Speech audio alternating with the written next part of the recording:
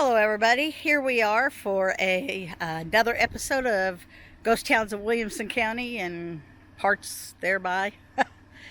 Today, we are talking about two towns called Halfway. This one was all one word, Halfway, and it's here off of Corinth Road, east of Marion. And we're standing here at the intersection of Dwena and Edwards Road. And this is about where the post office for Halfway was established. There was a farm here, and there's nothing around us but farmland now and little homes. And from my indication, Halfway was never huge. It was never big, but there was a post office there, and for some amount of years. So stay tuned as we give you a little bit more information about Halfway, and then we find you another place called Halfway. So stay tuned.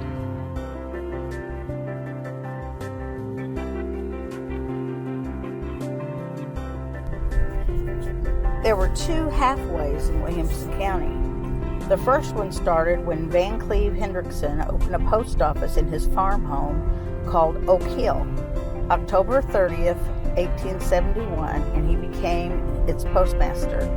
James Hearn bought the farm and became postmaster November 11th, 1872. It was closed December 15th, 1876, and the community was without a post office for 18 years. Joseph Williams kept a general store just a quarter of a mile from the spot where Hendrickson had put his Oak Hill post office. Williams's store was across the road from his farmhouse.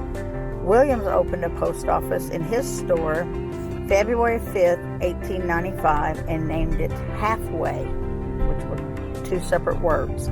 Halfway was named in recognition of its distance from Marion and Corinth.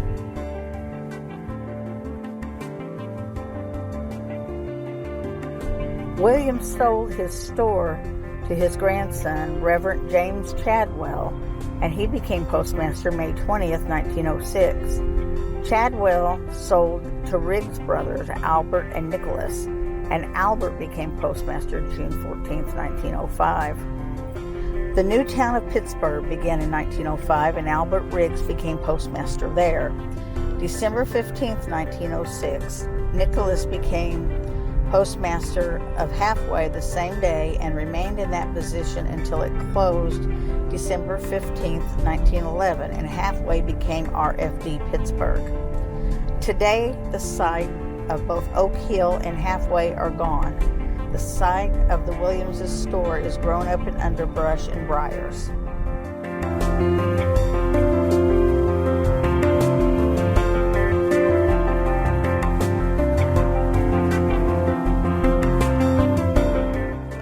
I'm off of Route 37 between Marion and Johnson City, and Halfway was in this area. I'm standing in the parking lot of Gabby and Granny's restaurant, and if you turn up here on the road that goes to Heron, it was somewhere actually right off of that road between Route 37 and Prosperity Road.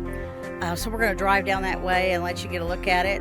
But this would also eventually, the Halfway that was here would become an area where Charlie Berger and his gang would run bootlegging from down the line. So there's a lot.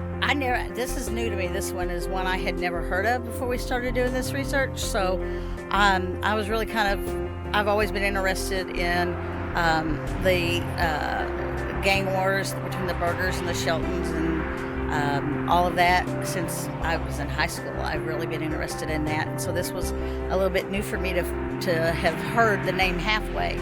And so stay with us as we drive down around here and give you a little bit more history about this.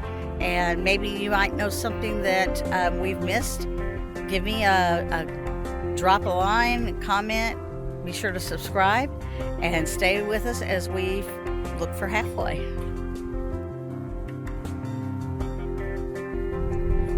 The second Halfway, which was one word, was located just west of State Highway 37 and so named because it was halfway between Marion and Herrin. There was a country store and a post office. The records of the halfway post office were destroyed in 1940, and we do not know the dates of its existence. We do know it was not between 1895 and 1911 or after 1916, because of the other halfway we just visited existed on those dates, and the store and post office were gone by 1916. Marion voted to prohibit the sale of alcoholic beverages in its limits. Then 3 saloons were built at Halfway. One saloon was run by a man named Johnson, and another by Baxter Calvert, and the third man is not known. Thomas Priest was the policeman for the saloons. There was a streetcar that ran from Marion to Halfway every hour on the hour and left Halfway on the half hour. The fare was free. There was also a path that was a shortcut from White Ash to Halfway. The saloons had large crowds well into the night and some customers all night. The 18th Amendment to the Constitution of the United States that prohibited the sale of liquor was proclaimed January 29, 1919. Its nickname, Little Juarez, came about from the general lawlessness, shootings, and proliferation of gambling and booze, even during Prohibition. Then the saloons closed. 2 buildings were torn down. The third was bought by Charlie Berger. It became a bootlegging joint and gathering place for gangsters and criminals for a few years during Prohibition days. Today, all traces of this halfway is gone.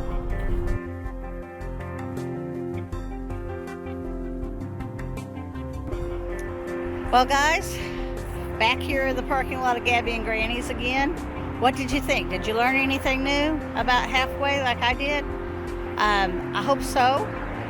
And stay with us as we continue to cover these small little places that are some of them completely gone, and some of them there may be some homes or even a couple of businesses here or there in them.